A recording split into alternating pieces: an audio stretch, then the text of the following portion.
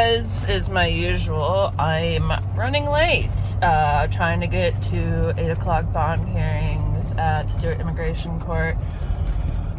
So this video is not going to be as clean as I wanted it to be, but I just wanted to show you how this morning goes and how to connect it back to the work that About Face Iraq Veterans Against War does as far as challenging, educating, and organizing against militarism in our communities. So we are down in Stewart, Georgia, which is Stewart County.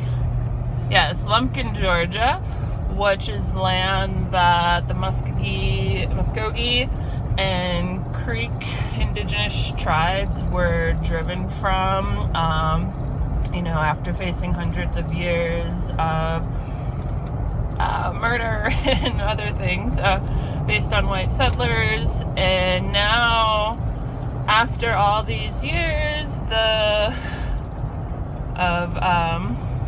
forced removals of indigenous people, slavery, kind of the after effects of slavery with the Jim Crow era.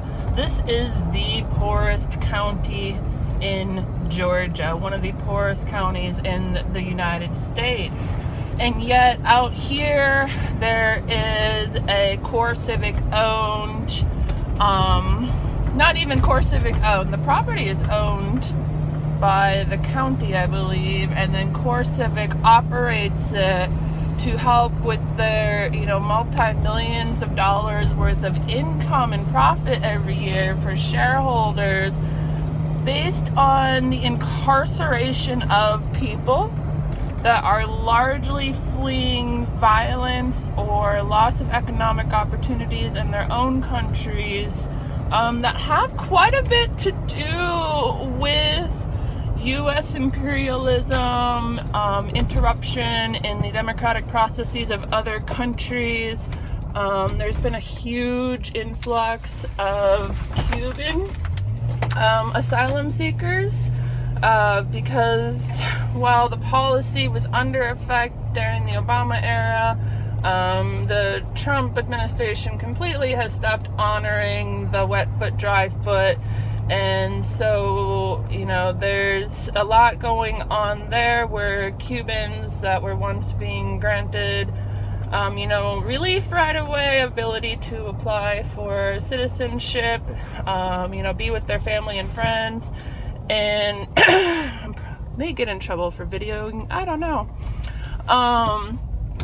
They're now being held here, and I think about that a lot, but how this relates back to About Face IVAW is that we have done work at the border. We've had challenges. A lot of you recently followed a court case for, I believe it was for trespassing, failure to obey federal officers during a border action. This January, we will be starting Decolonize You, a series of webinars relating back to how militarism was first used against the indigenous peoples of America. As usual, there's no effing place to park. And that's not employee parking. They might not tow me. It's okay. I'll figure it out in a second.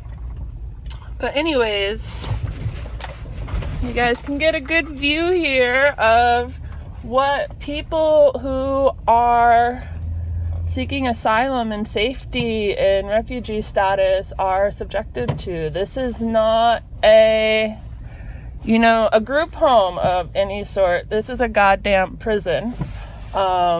People are here for many, many months because of the backlog that is going on.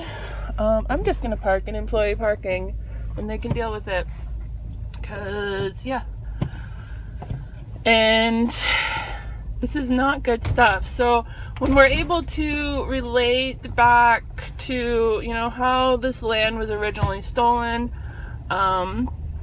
to the modern day practices of incarcerating people seeking asylum and refugee and just economic stability in their lives, or how the United States has been involved in a lot of the forced migration or seeking of asylum and refugee status, then it's a lot easier to understand why we have to challenge militarism on all aspects of our society, not just abroad, but also in our communities.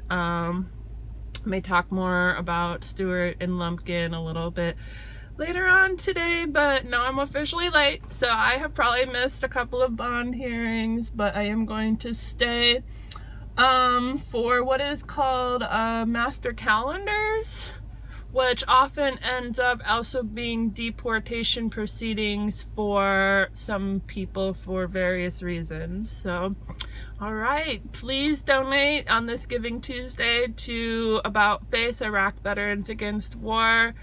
It's an organization that I'm so proud to be part of, even when things are really freaking hard for us. And we appreciate all of your support in, dropping the military complex from our society.